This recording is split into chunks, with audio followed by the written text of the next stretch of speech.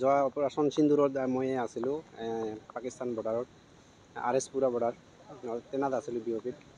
তাৰপিছত সেইদিনা আছিল 10 তাৰিখ 5 মাহ ৰাতিপুৱা 5টা বজাত। তেনেকৈ পূৰা ৰাতি ফায়াৰিং চলি আছিল। তাৰপিছত আমাৰ এইখন ইনফৰমেশ্যন আছিল য'ত নেকি এটা এখন ড্ৰোন আহি আছে, সেইখনক মানে পেলাব লাগে গলুৱাই। তাৰপিছত এইটো আমাৰ আদেশ দিছিল চাব ল'ব লাগে, কিন্তু কাৰণবশতঃ ভুল কাৰণবশতঃ এখন পিছফালৰ পৰা এখন ড্ৰোনে আমাক কি কৰিছে, গ্ৰেনেড পেলাই দিলে। তাৰপিছত আমাৰ লগত যিবিলাক আছিল, চাব আছিল, তাৰপিছত মোৰ লগৰে আছিল, তাৰপিছত চবৰে আঘাতপ্ৰাপ্ত হৈছিল। মোৰো ইয়াতে লাগিছিল।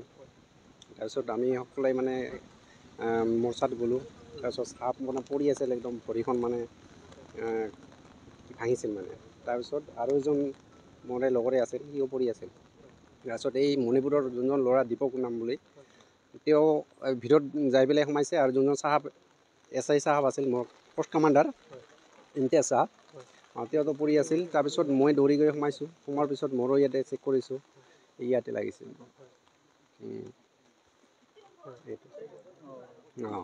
তাৰপিছত মই এখন গামোচা পাইছোঁ, গামোচা দি এইখন পূৰা বঢ়িয়াকৈ বান্ধিছোঁ। ভৰিত এটা লাগিছিল স্প্লেণ্ডাৰ।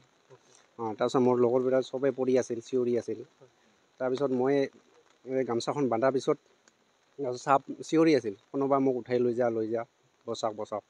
তাৰপিছত মোৰ বন্ধুৱে আৰু এজন আছিল। তাৰপিছত দুজনে মিলি তাৰপিছত মই অকলে গৈছিলোঁ। এই যেতিয়া নেকি পূৰা ধোঁৱা হৈ গৈছিল না, ধোঁৱা হোৱাৰ পিছত 3 মিনিটমান পিছত যেতিয়া মানে কি শান্ত হৈছিল, তাৰপিছত মই অকলে হিম্মত লৈ মই গৈছিলোঁ। যাই পেলাই মই অকলে উঠাব খুজিছোঁ, কিন্তু মই অকলে উঠাব পৰা নাই। কিয়, তাৰ মানে বহুত আমাতকৈ ওখ ডাঙৰ না, পুৰণা মানুহ। তাৰপিছত মোৰ লগৰটো মাতিছোঁ, দুজনে মিলাই তাক ভিতৰত লৈ আহিছোঁ।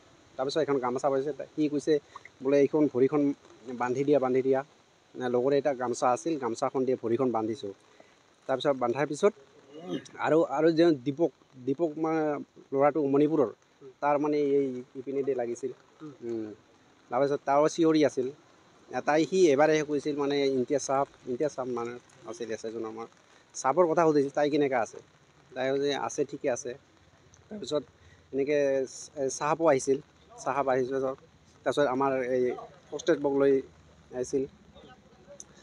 তাই সেইটো লোৱাৰ পিছত মানে চবকে ভিতৰত, চবেইতো পৰি আছিল একদম। মই কিন্তু পৰা নাই, মানে কাৰণ ইয়াতে লাগিছিল যদি মই বান্ধি লৈছিলোঁ, আৰু মোৰ এইটো হিম্মত আছিল যাতে মোৰ মানে ইমান কি হোৱা নাই, সেইটো শক্তি আছিল মোৰ। হোৱাৰ পিছত তাৰপিছত এনেকৈ আহি চাহাব লগাই ফোন কৰি দিলে আমাৰ হেডকোৱাৰ্টাৰত, মানে এম্বুলেঞ্চ লাগে। তাৰপিছত এই আৰ্মিৰ এম্বুলেঞ্চ আছে, আমাৰো এম্বুলেঞ্চ আহিছে। অহাৰ পিছত আৰ্মিৰো নাৰ্ছিং এছিষ্টেণ্ট আহিছিল, আমাৰো আহিছিল নাৰ্ছিং এছিষ্টেণ্ট। অহাৰ পিছত মানে চবকে ফাৰ্ষ্ট এড বক্স দিবা, এইবিলাক বেণ্ডেজ চেণ্ডেজ কৰি পাছত তাৰপিছত লৈ গৈছোঁ আমাৰ হস্পিটেল RS পুৰাত। তাৰপিছত বঙাইগাঁৱত আপুনি তাতে মই আমাৰ 66 MH মিলিটাৰী হস্পিটেলত আমাক ৰাখিছিল 15 দিনৰ পিছত আমাক ডিছচাৰ্জ দিছে। ডিছচাৰ্জ দিয়াৰ পিছত 27 তাৰিখে আমাৰ ইউনিটত গৈছোঁ, তাৰ পৰা মোক ছুটি দিলে, মেডিকেল ছুটি। বহুত মোৰ কাৰণে চবেই ৰখি আছে, বহুত মই দুখিত, মানে লেট হোৱাৰ কাৰণে, ফ্লাইট লেট হ'ল। আৰু বাকী কেনেকুৱা অনুভূতি, কেনেকুৱা লাগি আছে বঙাইগাঁৱত আজি পৰিয়ালক লগ পাব আপুনি? ভাল লাগিছে মোৰ ল'ৰাটো ইয়াতে আহিছে। আপোনালোকে মোৰ কাৰণে কষ্ট কৰি আছে বৰষুণত। আপোনালোকে আছে, আমি আছোঁ, হয়, এইটো বহুত thank you so' much. Thank U.